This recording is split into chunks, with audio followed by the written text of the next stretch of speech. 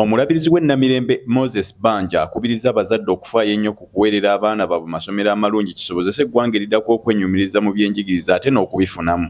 Abazadde abatuwadde abaana mu ssomero lino twagala nnyo okubeebaza ne bamanya nti tulina okusomesa abaana baffe okubakuza obulungi mu bulambalamba bwabwe nga bayigirizibwa eby'omwoyo eby'amagezi era tulabye okukola okuli wano twebazizza abaana. Omulabirizi Banja agamba mu kiseera kino tewali nsonga lwaki abazadde tebakyaweerera bulungi nga ate kizuuliddwa nti okusoma kati kitambuza bulungi amaka era musingi mulungi eri enkulaakulana.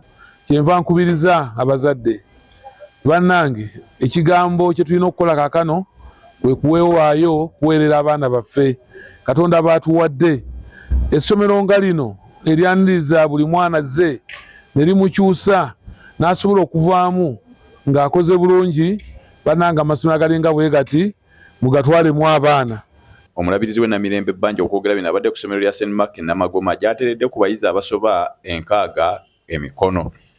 Abakulembera essomero lino bagamba nti beenyumiriza nnyo mu bulabirizi bw'Namirembe ne bakubiriza abo abaliyiseemu obutabaswaza eyo yonna gye bali. Bano boogedde ne kusoomooza kwe bayitamu naddala mu kusomesa okupya okumanyiddwa ennyo nga new curriculum. Nga twebaza Katonda olwa results ennungi twafuna mu 2024 twalina abaana bakola obulungi mu O level new curriculum n'abaana bakola obulungi mu A level.